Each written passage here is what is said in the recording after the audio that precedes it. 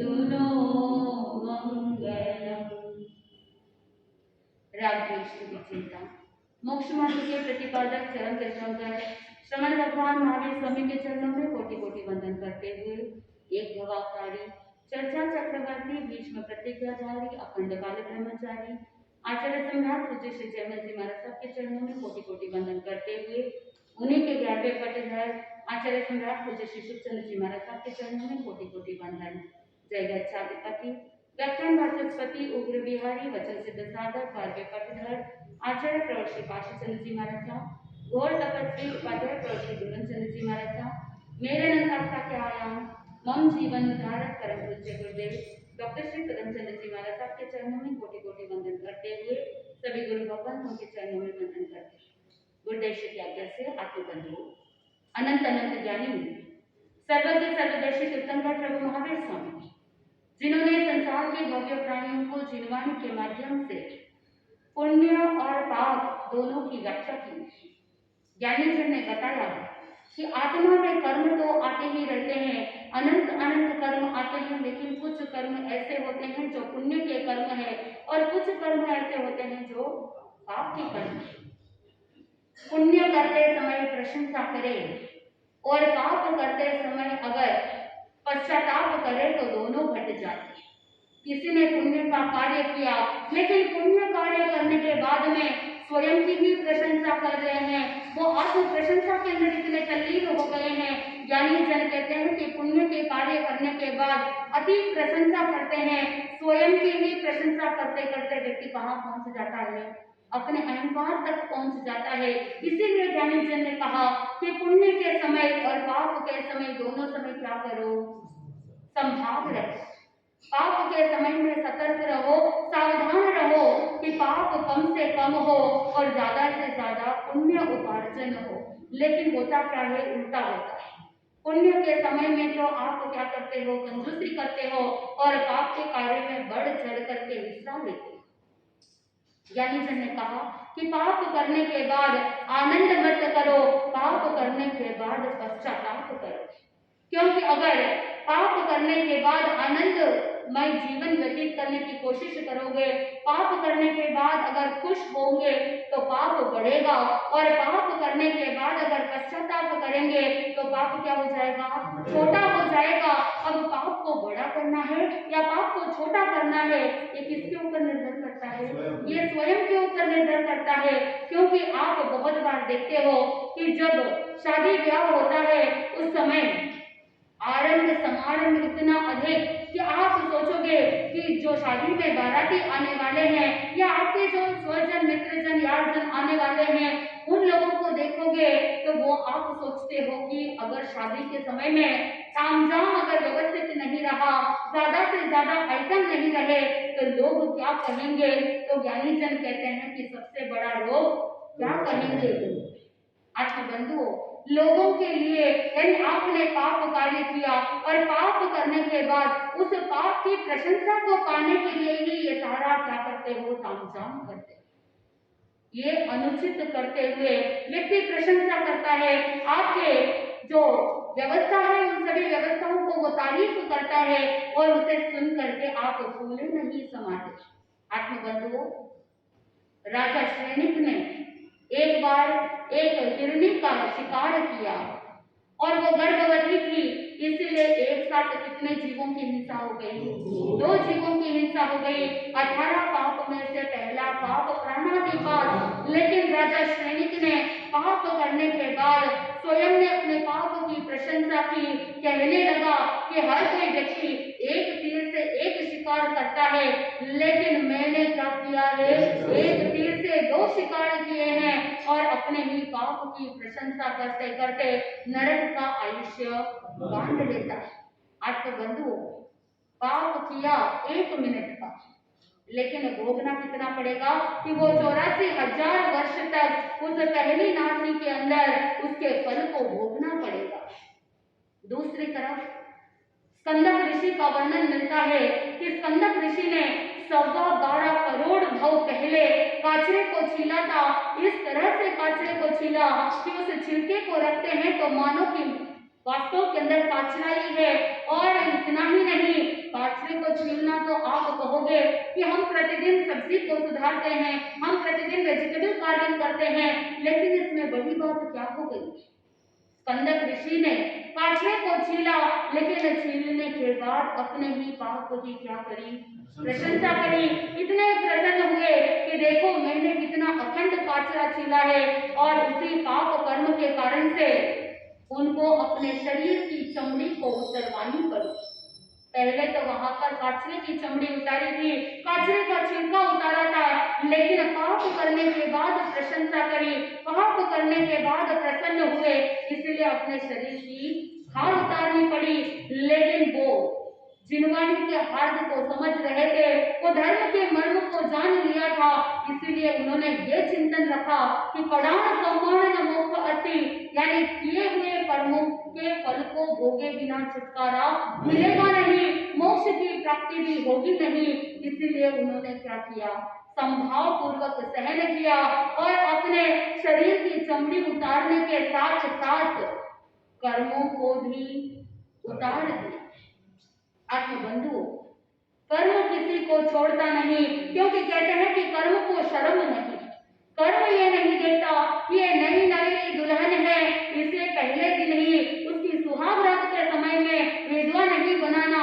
कर्म को कभी शर्म है नहीं। वो कभी ये नहीं देखता कि इसके पति का अगर आयुष्य अभी पूर्ण हो जाएगा, ये यमराज का अगर काल का बाल बन जाएगा, तो फिर क्या होने वाला है? अगर यमराज इसे उठा करके ले जाएंगे, अगर ये यमलोक सिधार जाएगा, तो ये जो पीछे पुत्र वधू आज नई नवेली दुल्हन विवाह करके आई है, ये विधवा हो जाएगी। कर्म ये नहीं देखता, कर्म ये नहीं देखता कि आज दीक्षा हुई है, अभी तो धर्म आराधना करनी है, साधना करनी है। कर्म ये भी नहीं देखता, चाहे राजा हो या रंक हो, चाहे साधु हो या संत हो, कर्म किसी को छोड़ता नहीं। और पाप तो वास्तव के अंदर किसी के भी नहीं छोड़ता। आप प्रभु महावीर स्वामी के जीवन को सुन रहे हैं, किस तरह से भगवान महावीर स्वामी के जीवन में एक के बाद एक उपसर्ग आ रहे हैं।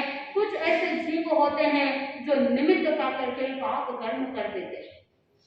5 प्रकार के उदाहरणों को देख करके यहाँ पर जो पाप करने वाले हैं उनकी मनोदशा को समझाया जाता है। पहले प्रकार का व्यक्ति होता है जो घास के समान होता है।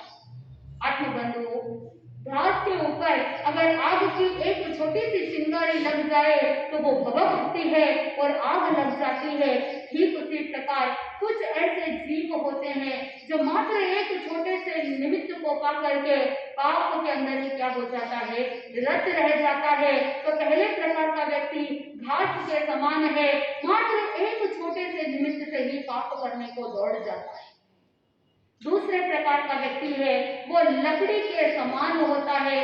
जब लकड़ी पर आग की चिंगारी लगती है तो तुरंत ही लकड़ी जल करके भस्म नहीं होती, थोड़ा सा समय लगता है उस लकड़ी को जलने के अंदर। ठीक उसी प्रकार कुछ ऐसे जीव होते हैं, मात्र एक छोटे से निमित्त से पाप नहीं करता, लेकिन थोड़े लंबे समय के बाद क्या करने लग जाता है?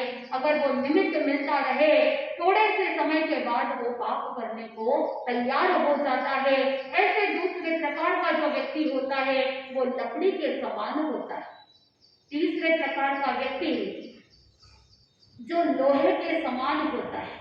जब लोहे पर आग लगती है तो वो तुरंत आग को पकड़ता नहीं, लंबे समय तक, बहुत लंबे समय तक अगर आग लगी हुई हो और लोहे पर आग लग जाती है, लोहा और अग्नि दोनों एक में होने में बहुत लंबा समय लगता है और बहुत लंबे समय के बाद वो अग्नि उस लोहे के अंदर प्रवेश कर जाती है।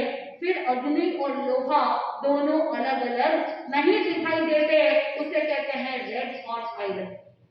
आत्मबंधु, तो कुछ ऐसे जीव होते हैं जो बहुत लंबे समय तक पाप करने के लिए कुछ ना कुछ निमित्त मिलता ही रहता है और लंबे समय तक पाप के निमित्त मिलने पर वो क्या कर लेता है? पाप कर लेता है। तो पहले प्रकार का व्यक्ति घास के समान है, दूसरे प्रकार का व्यक्ति लकड़ी के समान है, तीसरे प्रकार का व्यक्ति लोहे के समान है और चौथे प्रकार का व्यक्ति है वो सोने के समान है। सोना जो होता है वो अग्नि में तप चमकता है, कुंदन बन जाता है, वो जलने वालों में से नहीं। एक बार अकबर ने बीरबल को पूछा कि भाई बीरबल, तुम इतने बुद्धिमान किससे बने? तो उस समय बीरबल कहता है कि मैं बेवकूफों से, मैंने क्या किया, मैं बेवकूफ से बुद्धिमान बना। यानी अकबर सोचने लगा, जो बेवकूफ लोग होते हैं उन बेवकूफ लोगों से कैसे ये बुद्धिमान हुआ। तो वापस जिज्ञासा करी कि तुम ऐसे कैसे बुद्धिमान बने कि बेवकूफ लोगों को देख देख करके उनसे तुमने क्या सीखा। तो उस समय बीरबल कहता है कि मैंने लोगों को देखा, जिन जिन कार्यों से व्यक्ति बेवकूफ बना जाता है उन सभी कारणों को मैंने क्या किया, छोड़ दिया। जो बेवकूफ बनने जैसे बातें हैं या बेवकूफ बनने जैसे कार्य है उनको मैं छोड़ता चला गया, और जैसे जैसे मैं छोड़ता गया मैं क्या बन गया, बुद्धिमान बन गया। एक बार अकबर ने बातों बातों में ही बीरबल को कह दिया कि भाई तुमसे ज्यादा काला पलूटा और कोई नहीं। उस समय वो बीरबल गुस्सा नहीं करता है, वो पाप कार्य के लिए नहीं जाता है। भले ही वो गुस्सा कर सकता था, पाप में जा सकता था, लेकिन बीरबल ने ऐसा कुछ भी नहीं किया।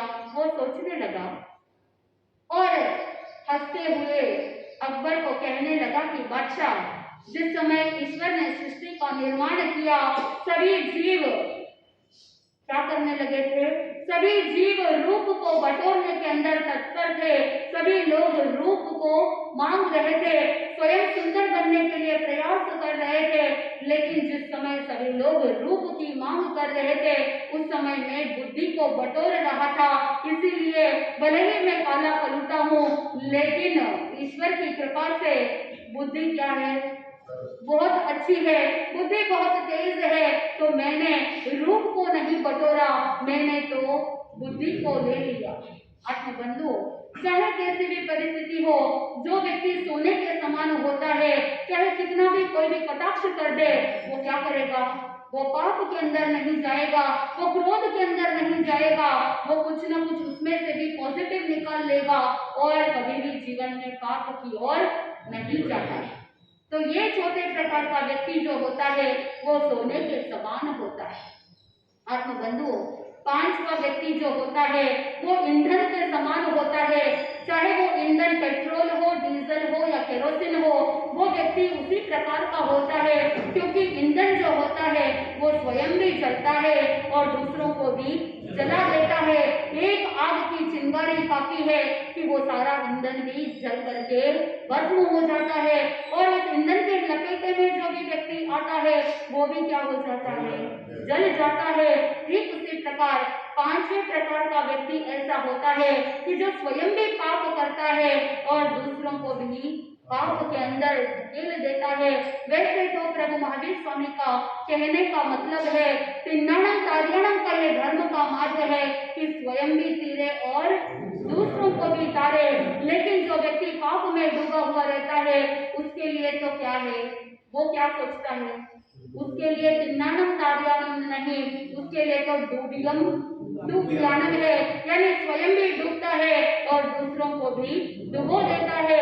आत्मबंधुओं, शादी ब्याह में जाते हो, गृह प्रवेश आदि कार्यक्रमों में जाते हो, पाप से अगर बच नहीं सकते तो कम से कम पाप की प्रशंसा से तो क्या कर सकते हो, बच सकते हो। लेकिन आप सोचोगे अगर मैंने प्रशंसा नहीं करी तो फलां चंद जी को बुरा लग जाएगा, फलां चंद जी इतना तामझाम कर चुके हैं, इतना भोजन का आयोजन कर चुके हैं, अगर मैंने उनके घर की, उनके बंगले की तारीफ नहीं करी तो वो भी क्या सोचेंगे मेरे बारे में। ऐसा सोच करके आप क्या कहोगे, आप बड़ी प्रशंसा करोगे और सावध्य शब्दों का प्रयोग करोगे। बहुत अच्छा किया, तो जितने भी आरंभ समारंभ की क्रिया हुई उसकी आपने क्या करी है, अनुमोदना करी है, और उसी अनुमोदना के कारण से आत्मबंधुओं पाप किया नहीं, पाप कराया नहीं, लेकिन पाप की अनुमोदना से आपने अपने ऊपर पाप को ढो दिया। आत्मबंधुओं, आप इन सभी कार्यों से बच सकते हैं। अगर आपको कुछ बोलना ही होता है, बिना बोले अगर नहीं रह सकते हो तो क्या करना चाहिए? सागत्य शब्दों का त्याग करते हुए निर्वध्य वचनों का प्रयोग करना चाहिए। आप इस तरह से शब्दों का प्रयोग कर सकते हो कि आपने जो ये बंगला बनाया है धर्म आराधना के लिए बहुत साताकारी है, ज्ञान ध्यान सीखने के लिए बहुत साताकारी है। वैसे तो आप कहना चाहते थे कि वेंटिलेशन बहुत अच्छा है, लेकिन वहां पर आप क्या कर सकते हो? सागत्य शब्दों का प्रयोग नहीं करके निर्वध्य वचनों का प्रयोग कर सकते हो कि ये आत्म समाधि के लिए बहुत साताकारी है। आपने बहुत आरंभ समारंभ किया है, ये बंगला बहुत आरंभी है। इस तरह से निर्वध्य वचनों का क्या कर सकते हो? उपयोग कर सकते हो।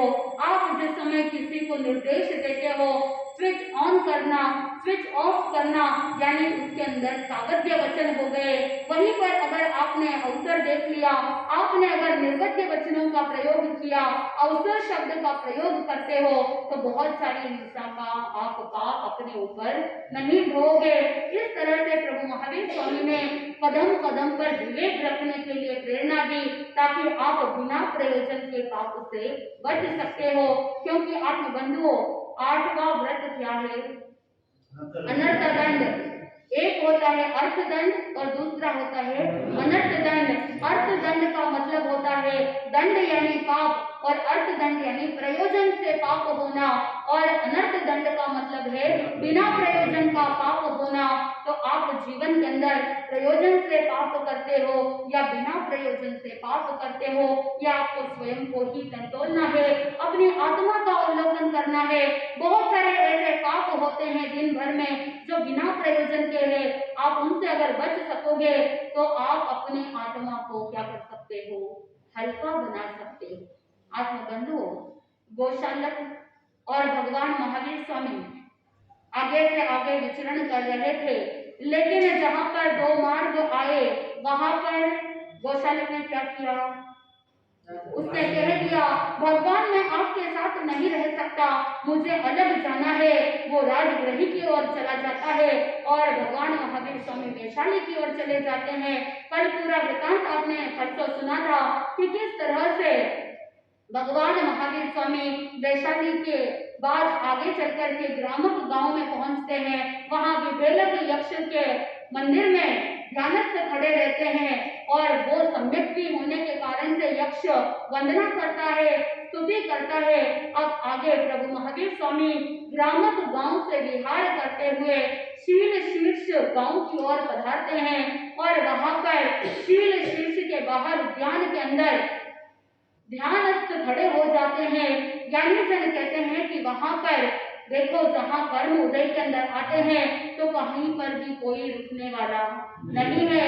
शक्रेंद्र महाराज ने भगवान महावीर स्वामी के सेवा में सिद्धार्थ व्यंकर को रखा था, लेकिन चाहे कोई भी देव उपस्थित हो या चाहे कोई भी शक्ति काम कर रही हो, लेकिन स्वयं के कर्मों के आगे किसी का जोर नहीं चलता।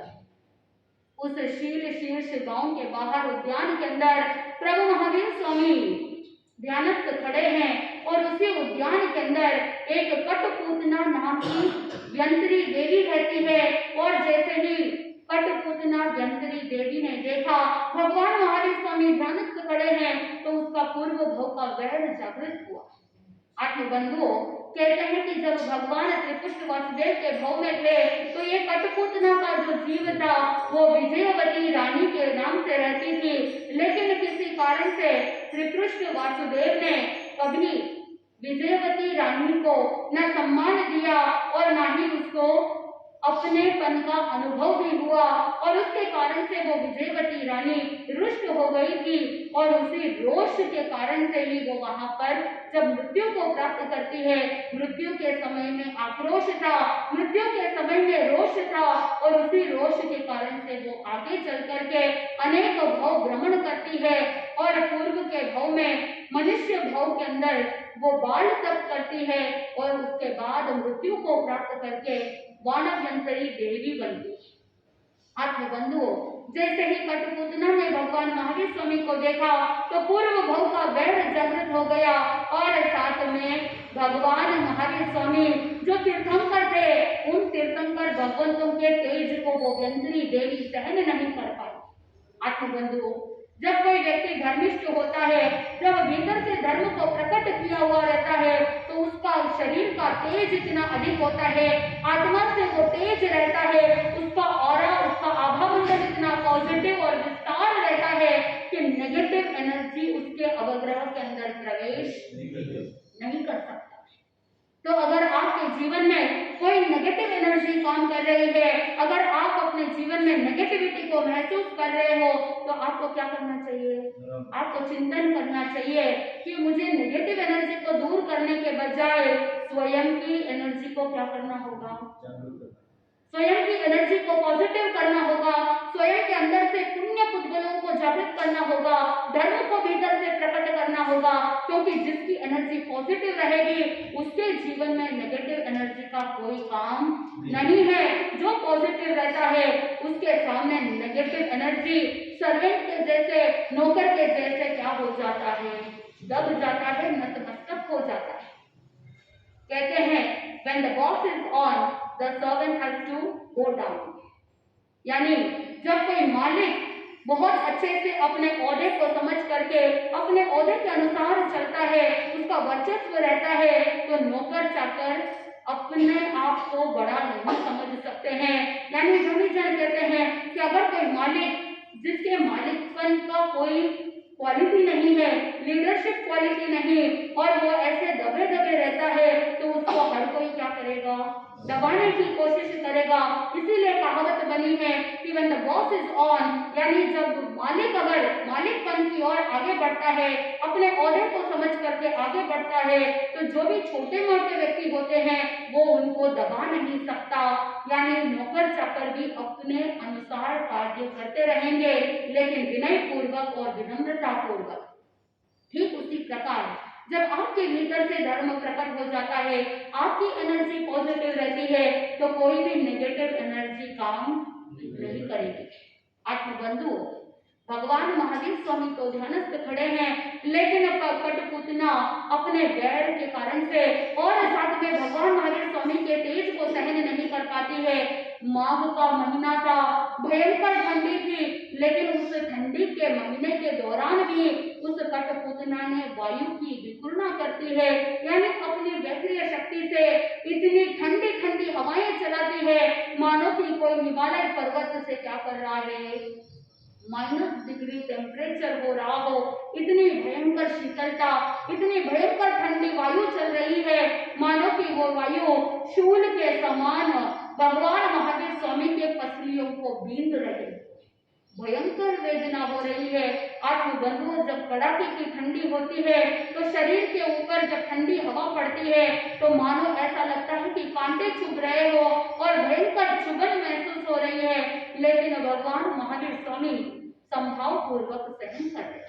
दूसरी तरफ वो व्यंतरी देवी परिव्राजिका का रूप धारण करती है, तपस्विनी का रूप धारण करके अपनी जो लंबी लंबी जटाएं होती है, उन जटाओं को भिगो करके शीतल शीतल हवाएं के साथ साथ उस पानी को छिड़कती है, मानो जब भगवान महावीर स्वामी के ऊपर पानी की बूंदें गिर रही हो तो पूरे शरीर के ऊपर साही के कांटे के जैसे वो शरीर को बींध रहा था।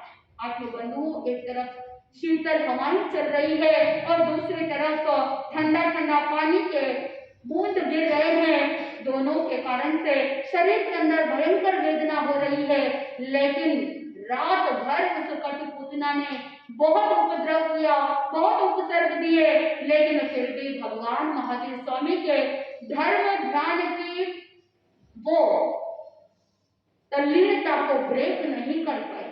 आत्मबंधु, धर्म ध्यान की इतनी उत्कृष्टता थी कि जहां पर भगवान महावीर स्वामी के अवधि ज्ञानावरणीय कर्म की विशेष निर्जरा हुई और पहले से ही अवधि ज्ञान प्राप्त था, लेकिन अब वो अवधि ज्ञान और ज्यादा विशेष होता गया। भगवान महावीर स्वामी संपूर्ण लोक को देखने लगे। आत्मबंधुओं, भगवान महावीर स्वामी को लोकावधि ज्ञान प्राप्त हो गया और वो भगवान महावीर स्वामी लोक को हस्तामलकवत सभी चीजों को, सभी पदार्थों को देखने लगे और जानने लगे। हस्तामलक वर्त का मतलब होता है कि जब कोई हाथ के ऊपर आंवला रख देता है तो हाथ पर रखे हुए आंवले को व्यक्ति पूर्ण रूप से संपूर्ण रूप से देख सकता है। ठीक उसी प्रकार जैसे हाथ पर रहे हुए आंवले को देखा जाता है, भगवान महावीर स्वामी जी किसको देख रहे थे? संपूर्ण लोक को देख रहे थे। भगवान महावीर स्वामी को विशेष अवधि ज्ञान की प्राप्ति हो गई, लेकिन रात्रि के अंतिम प्रहर के दौरान कठपुतना उपद्रव देते देते हार गए। भगवान महावीर स्वामी इस भीषण और असाधारण उपद्रव को संभाव पूर्वक सहन किया। आखिर में कठपुतना हार गई और हार के वो क्षमा याचना करने लगी और प्रभु को वंदना करने लगी, प्रभु की स्तुति करने लगी। और अगले ही दिन आत्मबंधुओं, भगवान महावीर स्वामी शील शीर्ष गांव से विहार करते हैं और विहार करके भगवान महावीर स्वामी आगे जब वर्षा ऋतु आती है तो बद्रिया नगरी पहुंच जाते हैं। उस बद्रिकापुर नगरी के अंदर भगवान महावीर स्वामी ध्यानस्थ खड़े होते हैं और पूरा चातुर्मास वहीं पर व्यतीत करते हैं। ये भगवान महावीर स्वामी के छद्मस्त काल का कौन सा चातुर्मास था? छठा चातुर्मास था, जो बद्रिकापुर नगरी के अंदर यानी बद्रिया नगरी के अंदर उन्होंने व्यतीत किया। इस चातुर्मास के दौरान भगवान महावीर स्वामी ने चातुर्मासिक तप किया और 4 महीने तक ध्यान साधना में तल्लीन रहे। विविध प्रकार के अभिग्रहों को धारण किया, विविध प्रकार के आसन आदि करते हुए विशेष साधना की।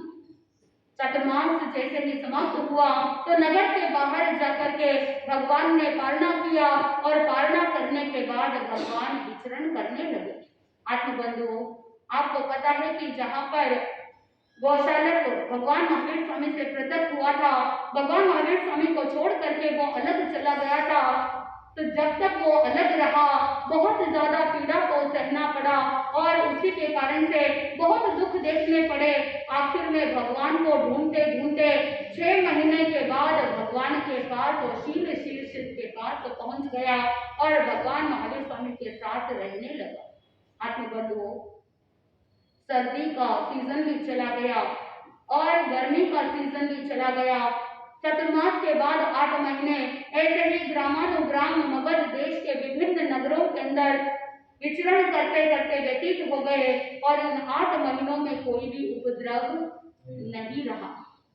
आत्मबंधुओं, वहां से भगवान महावीर स्वामी आगे बढ़ते हैं और आगे बढ़ करके आलंबिका नगरी पहुंचते हैं और इस आलंबिका नगरी के अंदर जब वर्षा ऋतु प्रारंभ होने वाली होती है और जब चतुर्मास प्रारंभ होने वाला होता है, भगवान महावीर स्वामी पहुंच गए आलंबिका नगरी और इसी आलंबिका नगरी के अंदर भगवान महावीर स्वामी ने 7वां चातुर्मास किया और इस चातुर्मास में भी भगवान महावीर स्वामी चातुर्मासिक तप करते हैं, विभिन्न प्रकार के अभिग्रह युक्त तपस्या करते हैं, विविध प्रकार के आसन करते हैं, ध्यान साधना करते हैं और अपने कर्मों की निर्जरा करते हुए अपनी आत्मा को निरंतर साधना की ओर आगे बढ़ाते हैं।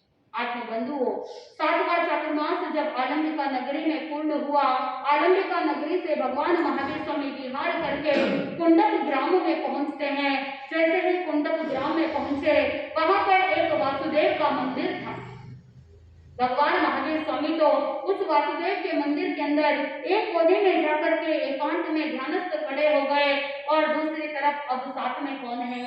गौशालक है। और गौशालक अपनी प्रकृति के कारण से, अपने ही दुर्गुणों के कारण से उस वासुदेव के मंदिर में जो प्रतिमा थी, उस प्रतिमा के साथ अशिष्टता करना प्रारंभ कर देता है और उसी अशिष्टता को जब पुजारी देखता है तो दंग रह जाता है।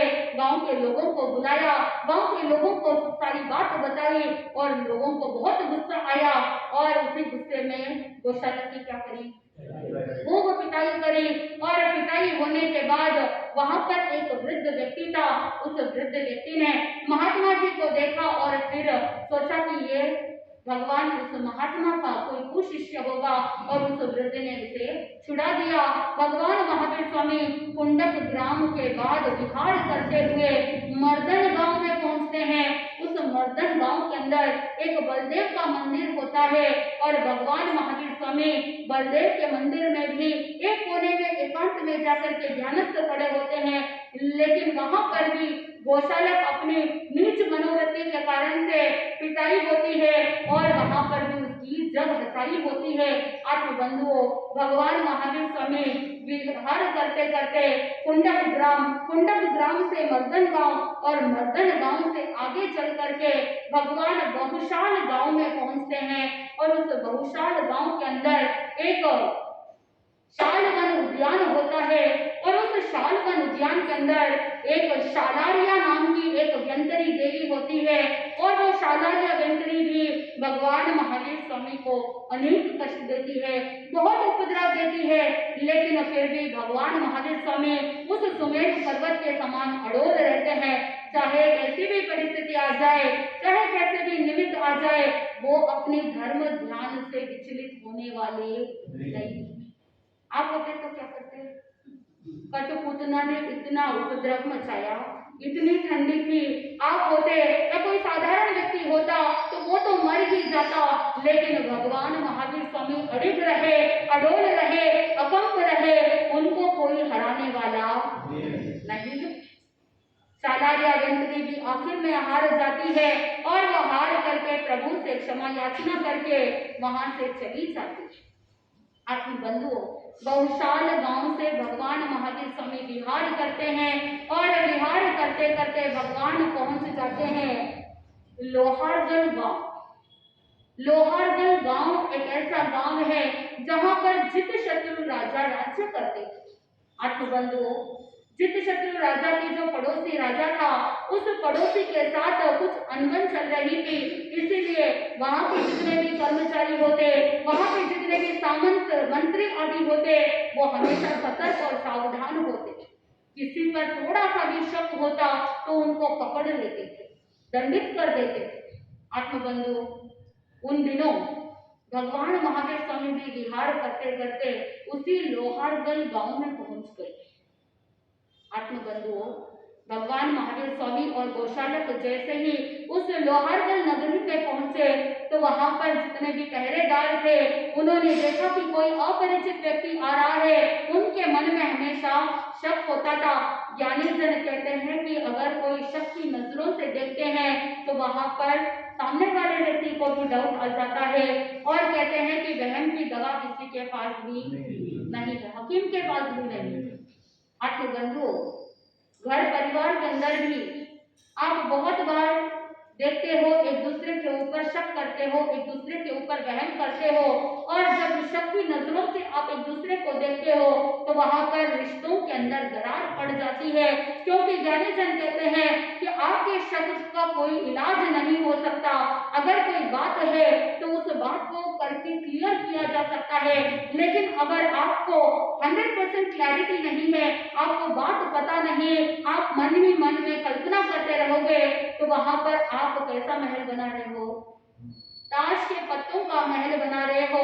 जिस तरह से एक हवा का झोंका आए और वो ताश के पत्तों का महल बिखर जाता है, टूट करके नीचे गिर जाता है, ठीक उसी प्रकार आपके शक के कारण से वो शक आपके रिश्तों को हवा दे रही है और वो रिश्ते भी कैसे हैं? ताश के पत्तों के जैसा।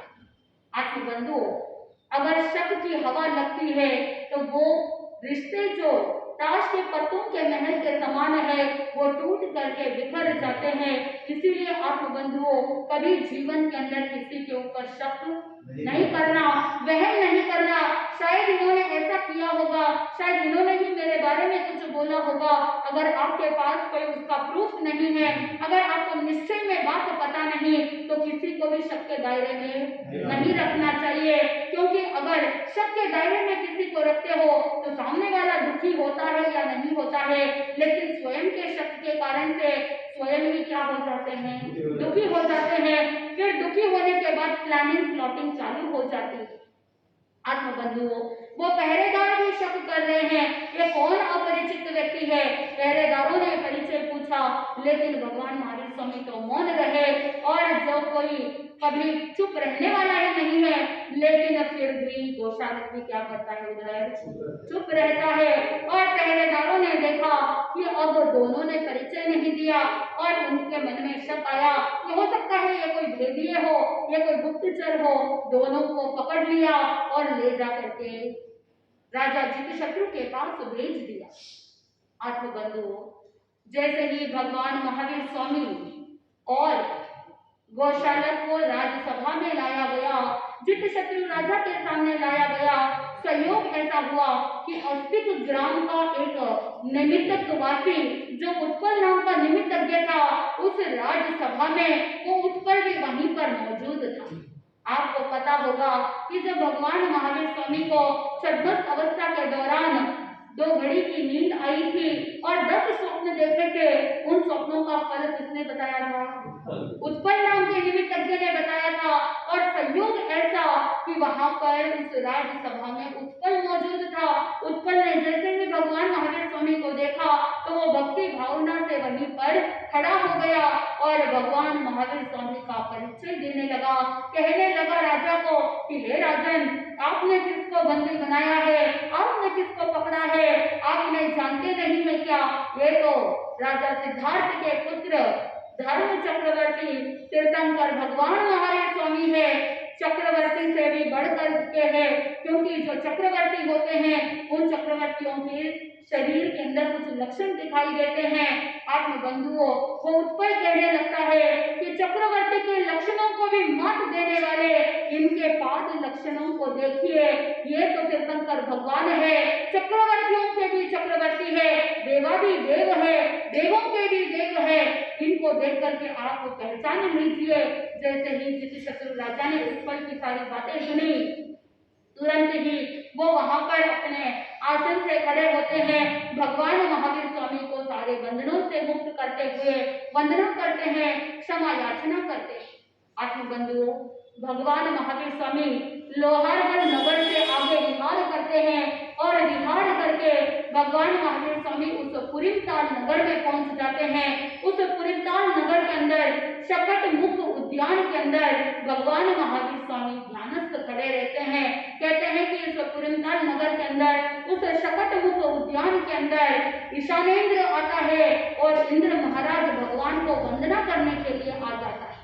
आत्मबंधुओं, भगवान महावीर स्वामी काफी समय तक विहार करते करते पुरीमताल नगर से आगे बढ़ते हैं और वहां से विहार करके उष्णाक नगर पहुंचते हैं। उष्णाक नगर से होते हुए भगवान महावीर स्वामी वो भूमि में पहुंच जाते हैं और वो भूमि से आगे विहार करते हुए जब वर्षा ऋतु आती है तो उस समय वो भगवान महावीर स्वामी राजगृही नगरी पहुंच जाते हैं और उस राजगृही नगरी के अंदर भगवान महावीर स्वामी 8वां चातुर्मास करते हैं। आत्मबंधुओं, भगवान महावीर स्वामी ने राजगृही नगरी के अंदर बाहर उद्यान में रह करके ध्यानस्थ अपनी आत्मा के अंदर तल्लीन रहते हुए उत्कृष्ट धर्म आराधना धर्म ध्यान करते हुए कायत्सर्ग में तल्लीन रहते हैं। इस 8वें चातुर्मास में भी भगवान महावीर स्वामी 84 तप करते हैं, 4 महीने ध्यानस्थ खड़े रहते हैं और विविध प्रकार के आसन करते हुए विविध प्रकार की तपस्या के साथ अभिग्रहों को धारण करते हुए भगवान महावीर स्वामी क्या करते हैं, अपनी आत्मा को कर्मों से निर्जरा करने के लिए अपनी आत्मा को आगे बढ़ा देते हैं। आत्मबंधुओं, अब आगे देखना ये है कि भगवान महावीर स्वामी ने जो 8वां चातुर्मास किया राजगृही नगरी के अंदर, फिर नगर के बाहर जाकर के भगवान ने चातुर्मास संपूर्ण होने के बाद पारणा किया। पारणा करने के बाद भगवान महावीर स्वामी को चिंतन चला कि अभी मेरे बहुत सारे ऐसे कर्म बाकी है जो क्षय होने हैं, बहुत क्लिष्ट कर्म बाकी है। आत्मबंधुओं, एक होता है इजी और दूसरा होता है डिफिकल्ट। यानी कुछ ऐसे होते हैं जो इजी होते हैं, फटाक से कर्मों का प्रायश्चित हो जाता है, फटाक से कर्मों का पश्चाताप हो जाता है, वो मुक्त हो जाता है। लेकिन कुछ कर्म ऐसे होते हैं जो डिफिकल्ट होते हैं, जो कष्टमय होते हैं, जो क्लिष्ट होते हैं, सीखने कर्म होते हैं, निकाचित कर्म होते हैं, निदत्त कर्म होते हैं और उन निकाचित कर्मों को भोगे बिना छुटकारा नहीं। प्राप्त किया जा सकता। तो भगवान महावीर स्वामी को चिंतन चला कि मेरे बहुत सारे क्लिष्ट कर्म अभी तक बाकी है, ऐसे धीरे धीरे इजी चलेंगे तो काम बनेगा नहीं, इसलिए मुझे कुछ करना चाहिए। मेरे जो डिफिकल्ट कर्म है उन डिफिकल्ट कर्मों को क्षय करना। आत्मबंधु, अगर कोई आपसे पूछे कि आपके जीवन में जो पाप कर्म हुए हैं वो कर्म कंकर के समान है या वो शिला के समान है, कुछ लोग होंगे वो कहेंगे कि मेरे तो क्या कर्म है, कंकर के समान है, यूं ही फटाक से छुटकारा प्राप्त हो जाएगा। लेकिन जो भीतर से धर्म को प्रकट करने वाले होते हैं, जो धर्म के मर्म को जानने वाले होते हैं, वो यही चिंतन करेंगे कि मेरे कर्म तो शिला के समान बहुत बड़े हैं, मुझे उससे छुटकारा प्राप्त करना है। आत्मबंधु, अलंकार कहते हैं कि जो साधक अपने पाप कर्मों को कंकर के समान समझता है उसको प्रायश्चित बहुत बड़ा आता है, और जो व्यक्ति अपने पाप कर्मों को शिला के समान बड़ा मानता है उसको प्रायश्चित कम आता है। आत्मबंधु, ऐसे ही एक गांव के अंदर दो भाई थे, दो व्यक्ति थे, और उन्होंने एक बार यही चिंतन किया कि हमसे पाप हो गया है, किसी संत महात्मा के पास जाते हैं और जाकर के अपने पापों का क्या कर लेते हैं, प्रायश्चित कर लेते हैं। उस समय वो दोनों व्यक्ति संत महात्मा के पास जाते हैं और जाकर के कहने लगते हैं कि हमसे पाप हुआ है और इसीलिए आप हमें यथा योग्य प्रायश्चित दे दीजिए, हमको उन पापों से मुक्त कर दीजिए। आत्मबंधु, महात्मा जी जब तक सारी बात को पता नहीं लगा लेते तब तक उचित प्रायश्चित नहीं दे सकते। जब भी आप अपने गुरु भगवंतों के पास जाते हो तो सबसे पहले क्या करना होगा, अपने पापों की आलोचना करनी होगी, पापों को प्रकट करना होगा। पापों को छुपाने से काम बनेगा नहीं, इसीलिए पहले पापों को क्या करना पड़ेगा, प्रकट करना पड़ेगा, बताना पड़ेगा। और जब पापों को प्रकट किया जाता है और आपके भाव जब गुरु भगवंत जान लेते हैं उस समय उसके अनुसार ही क्या देते हैं, प्रायश्चित दिया जाता है। लेकिन आज के जमाने में हर कोई क्या करता है, पाप को छिपाने की कोशिश करते हैं। प्रयास कैसा होता है कि पाप को प्रकट करने का प्रयास होता है या पाप को छिपाने का प्रयास होता है।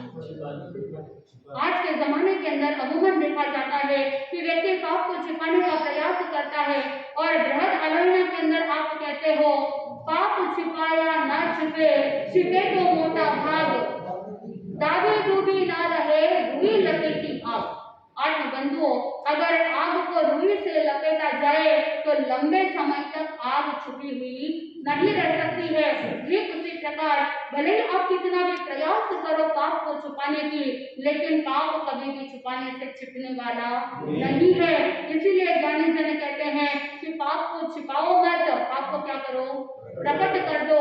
और वहां पर वो जो दो व्यक्ति थे उसमें से महात्मा जी ने प्रश्न किया कि तुम दोनों मुझे बताओ कि तुमने जो पाप कर्म किया है उस पाप कर्म को अगर किसी के प्रतीक के रूप में अगर प्रकट करना चाहो या बताना चाहो कि आपका पाप कितना है, तभी मैं आपको यथा योग्य प्रायश्चित दे सकता हूँ। तो एक व्यक्ति जाता है और जाकर के सोचता है मैंने तो बहुत ज्यादा पाप किए नहीं, मेरे तो ज्यादा पाप है नहीं, तो मेरे पाप तो इस कंकर के समान है। तो वो व्यक्ति जाता है और एक कंकर लेकर के आता है। दूसरा व्यक्ति भले ही उसने छोटा सा पाप किया था, लेकिन क्योंकि धर्मिष्ठ था, ज्ञानवान था, बुद्धिमान था, उसने सोचा कि मेरे एक छोटा सा पाप कार्य भी मेरी आत्मा को पतन के गर्त में ले जाने वाला है। इसलिए उसने अपने हाथ में बहुत बड़ी शिला ली और उस बड़ी शिला को लेकर के गया।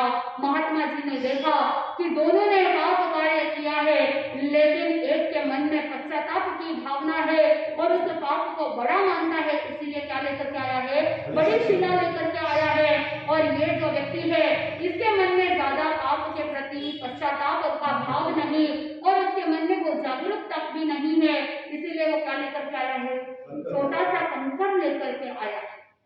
आत्मबंधु, जब कोई धर्मिष्ठ व्यक्ति होता है, उसके द्वारा कोई पाप होता है तो वो पश्चाताप की आग में ही जल जाता है, पश्चाताप के आंसू नीचे गिरने लगते हैं। और ज्ञानी जन कहते हैं कि केवल पश्चाताप के आंसुओं से कुछ होने वाला नहीं, लेकिन साथ में पश्चाताप के साथ साथ पुनः उस गलती को दोहराए नहीं, पुनः वो पाप की पुनरावृत्ति ना हो, उसके लिए अगर सावधानी रखते हैं तभी जीवन में पाप कर्म से छुटकारा प्राप्त किया जा सकता है। भगवान महावीर स्वामी ने भी देखा कि मेरे पूर्व भवों के पाप कर्म बहुत अधिक है, बहुत क्लिष्ट कर्म बाकी है, इसीलिए मुझे उन कर्मों को काटने के लिए पुनः कहाँ जाना पड़ेगा, अनार्य देश में जाना पड़ेगा। इसीलिए भगवान महावीर स्वामी ने तय किया कि मैं अनार्य देश में जाऊं। और अब देखना यह है कि भगवान महावीर स्वामी अनार्य देश में जाते हैं तो उनको रुकने के लिए स्थान मिलेगा या नहीं मिलेगा, किस तरह के उपसर्गों को, कष्टों को सहन करना पड़ेगा, क्या उनका चातुर्मास किसी व्यवस्थित स्थान पे होगा या नहीं होगा, वो किस तरह से 6 महीने तक अनार्य देश के अंदर व्यतीत करते हैं और 9वां चातुर्मास कैसे अनार्य देश में होता है और आगे 10वां चातुर्मास कहाँ होगा, और इस 10वें वर्ष के अंदर कैसे संगम देव ने 20 उपसर्ग दिए, किस तरह से भगवान महावीर स्वामी इस 10वें वर्ष में विशेष साधना करते हैं, विशेष प्रकार की प्रतिमाओं को धारण करते हैं, अपनी आत्माओं को कर्म की निर्जरा से आगे बढ़ाते हैं। 9वां 10वां चातुर्मास कैसे जीवन को आगे बढ़ाने वाला होगा। और भगवान महावीर स्वामी अब निकट पहुंचने वाले हैं, किसकी प्राप्ति के लिए, केवल ज्ञान की प्राप्ति के लिए बस निकट पहुंचने वाले हैं। जीवन के 8 वर्ष साधना काल के व्यतीत हो चुके हैं, अब 9वां वर्ष विशेष कर्म की निर्जरा करने के लिए अनार्य देश की ओर आगे बढ़ रहे हैं। और 10वें वर्ष के अंदर घोर उपसर्ग आने वाला है, एक रात्रि के अंदर संगम देव 20 उपसर्ग देने वाला है। तो वो 20 उपसर्ग कौन से हैं, भगवान महावीर स्वामी ने कैसे सहनशीलता रखी, किस प्रकार की विशेष साधना भगवान ने की, और कैसे भगवान महावीर स्वामी केवल ज्ञान की प्राप्ति के लिए साधना करते हैं, तल्लीनता रखते हैं, आत्मरमणता में रह करके विशेष क्षमा भाव को प्रकट करते हैं। जैसे जैसे हम सुनेंगे हमारे जीवन के अंदर भी ज्ञान को प्रकट करने का और पाप से मुक्त होने का मार्ग प्रशस्त होगा। तो आज आप संकल्प करें कि मैं अपने पाप से निवृत्त होने के लिए संकल्पित बनूं, जो बड़े से बड़े पाप है उनसे दूर होना ही है, और साथ में जो छोटे छोटे पाप है, बिना प्रयोजन के पाप है, अनर्थ दंड है, उन अनर्थ दंड के पाप से भी मुक्त होने का प्रयास करेंगे। जीवन की हर एक एक्टिविटी में विवेक रखेंगे तो ये अनर्थ दंड से भी बचा जा सकता है। जैसे जैसे आप पापों से बचेंगे और पुण्य उपार्जन करते हुए धर्म की ओर आगे बढ़ेंगे तो हमारा ये जीवन परम आनंद की ओर अग्रसर होगा। हम परम आनंद की प्राप्ति कर सकते हैं और हम एक दिन परम और चरम लक्ष्य मोक्ष मंजिल को प्राप्त कर सकेंगे, आनंद की अनुभूति होगी। इसी मंगल भावना के साथ आनंद ही आनंद बोले श्री जैन धर्म की जय।